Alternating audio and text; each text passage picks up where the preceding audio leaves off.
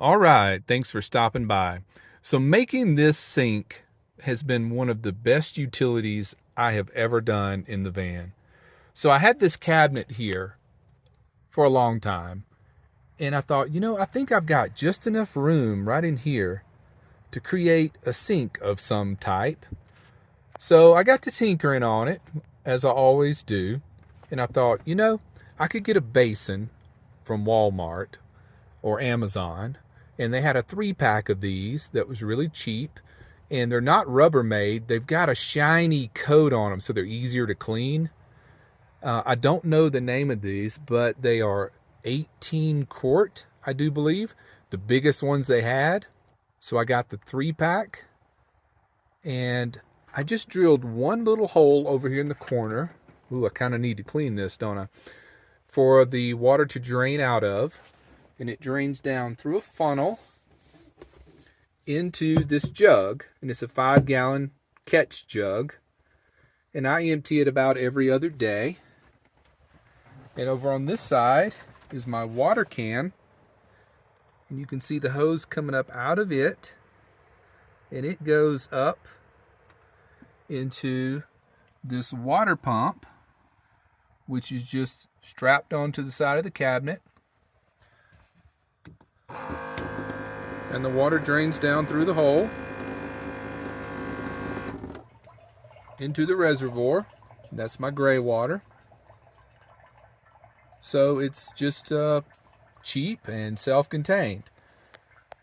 So that brings me to the table part. I needed something on top of this. This is at an angle. It's lower on this end, higher on this end, so the water will drain down. The table is attached with a magnet here. It just sticks against the wall. Comes down. But I've got a little spacer under the table here, so it hits down and stays level, even though the sink is at an angle downward.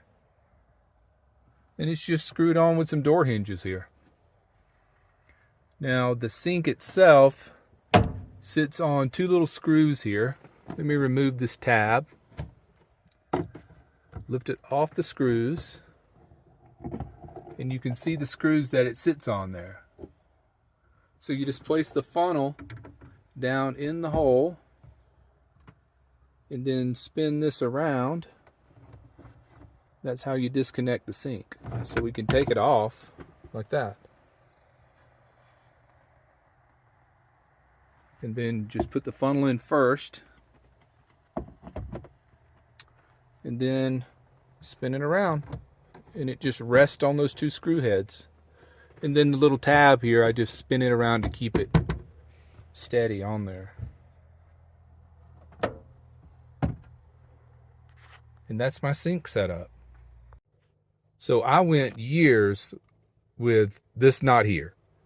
And after you have a sink where you can just wash dishes, throw your dishes in here, running water, it's so convenient. Once you have it, you can't go back. It's been a great addition to have. All right, so I'll take my cleaner here. It's just my Walmart cleaner. Spray a little in there. You can see I made a hook here to hang water, and this is soapy water. And I'll take my wet wipe and we'll clean it out. I guess I could just use a paper towel, couldn't I? But clean that around in there. And see, it's got this nice gloss finish on it. So I've been using this same basin for 2 years. And see, it's still cleaning up good.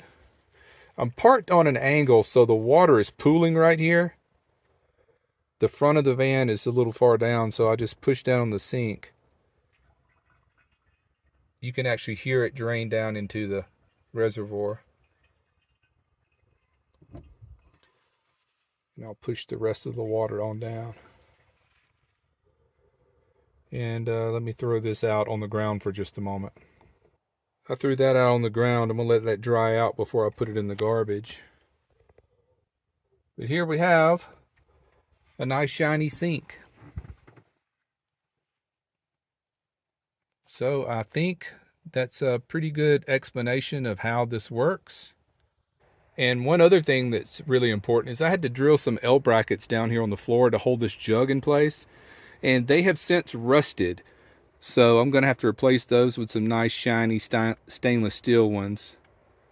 But it's just screwed right into the metal floor of the van. I crawled up under the van first to make sure the screw wouldn't go through anything important, like a brake line or something. So that's really the only mechanical part I had to do, but those things really rusted out bad. So I'll just pick up another set when I'm at Home Depot and replace those. So this keeps the jug in place. And between this jug and this jug, I have a board down there, a 2x4, that fits perfectly between the two.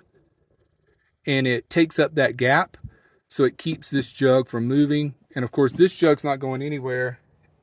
It's down in the trough. And the door closes against it and kind of pinches it in slightly, so it never moves. So I thought we'd just do this today in case you decide you want to do something like this. It's cheap. You can build it just like this if you choose to.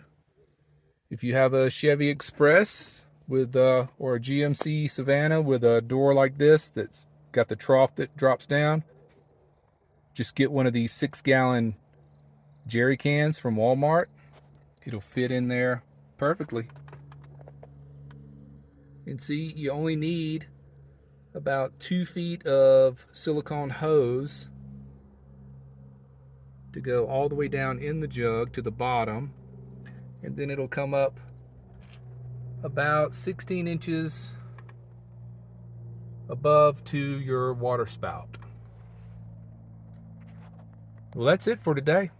Hope it helps. Thanks for watching. Take care, be well, and smash the bell.